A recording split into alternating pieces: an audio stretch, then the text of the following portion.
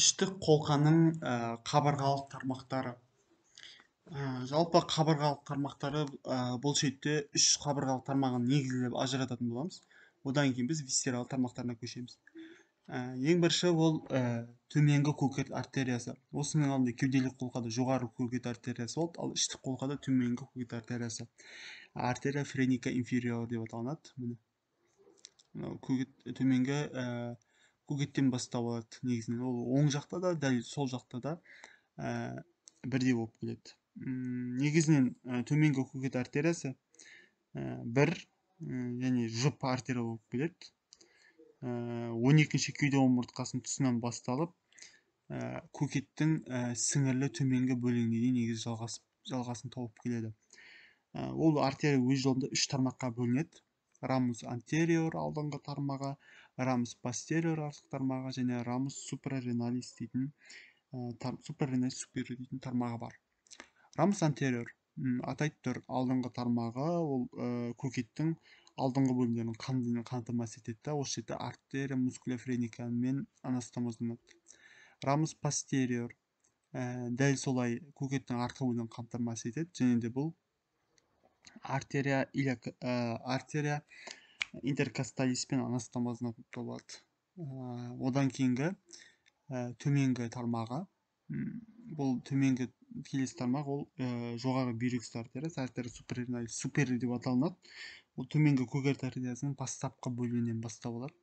Сөйтеді өзі төмен қарай бүйрек үсті безіне тік бағытталып, бүйрек үсті безін қанмен қамтамасыз етеді. Екі жақта да бүйрек үсті безін қанмен қамтамасыз етіп тұр. Одан кейінгі артерия люмбалис, яғни ол бел артериясы деп аталынады. Келесі тармақтар міне.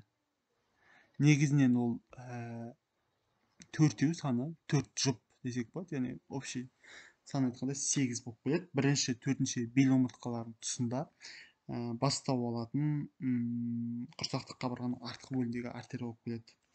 Ол латералды жаққа көлденеңінен бағытталады. Енді олардың екі жоғарғы артериясы негізінен көкеттің аяқшаларының артында қалатын болса, төменгі бөліктері мускулус псалмус майордың артына жататын болып табылады.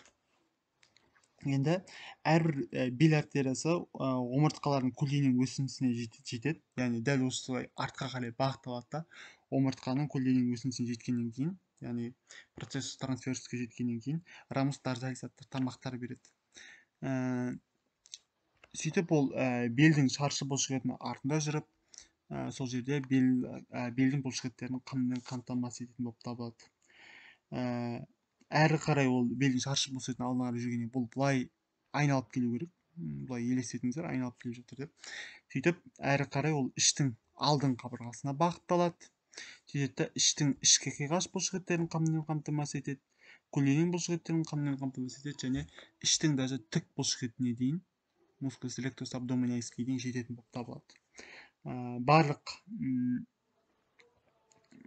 бел артериялар өз жолында негізінен жаңағы жоғарғы және төменгі құрсақты артериялармен, артерия эпигастрика супериор инфериормен анастомозданатын болып табылады. Сонымен қатар олар іштің ақ сызығы аймағында қарама-қарсы жатқан артериялармен өзара анастомоз түседі.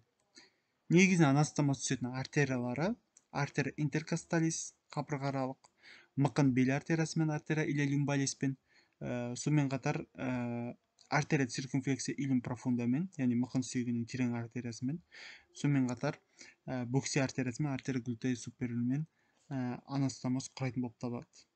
Енді бұның артқы тармағы бар, негізінен рамус дорзалис. Тұлғаның артқы бөлігіне барады да, сол жерде арқаның бұлшықеттеріне барады.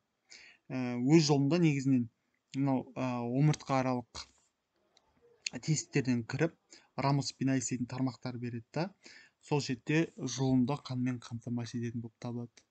Бұл әрі қарай қанмен қамтамасыз етіп, бас бөлігіне шығады. Кейін ол артерияларды өткенде тағы қарастыратын боламыз. Вилисичтің бірінші қатысатын болып табылады. Орталық сегіз көз артериясы, артерия сакралис медиана. өткен жолы айтқан болатынбыз, іштік қолқаның төменгі бөлігі артерия илияка коммунис болатын, екі бөлігі, және ортасында артерия сакралис медиана атты тармақ жүретін өте жіңішке сабау, яғни орталық сегіз көз артериясы деп аталады. Құрсақты қолқаның артқы бетінен басталатын болып келеді, және оның тікелей жалғасы. Ол негізінен сегіз көздің жамбастық сегіз көз сүйегінің жамбастық бетінің ортасымен жоғарыдан төмен қарай жүреді. Yani былай айтқанда сегіз көздің ішкі бетімен жүреді да. Сол жерде мынау корпус коктигум, яғни құйымшақ сүйегінің денесіне жетіп, сол жерде аяқталады негізінен. Құйымшақ сүйегінің денесінде. Негізінен орталық сегіз көз артериясы 5-ші омыртқа аймағында, 5-ші бел омыртқа аймағында, 5-ші бел омыртқасы аймағында ең төменгі бел артериясы, артерия люмбалис имамен тармақталып, мына жерде орналасқан мускулус iliopsoasты қанмен қамтамасыз ететін болып саналады. Былай айтқанда, осы жерде орналасқан бұлшықеттерді қанмен қамтамасыз етеді. Осымен қабырғалық тармақтар аяқталды.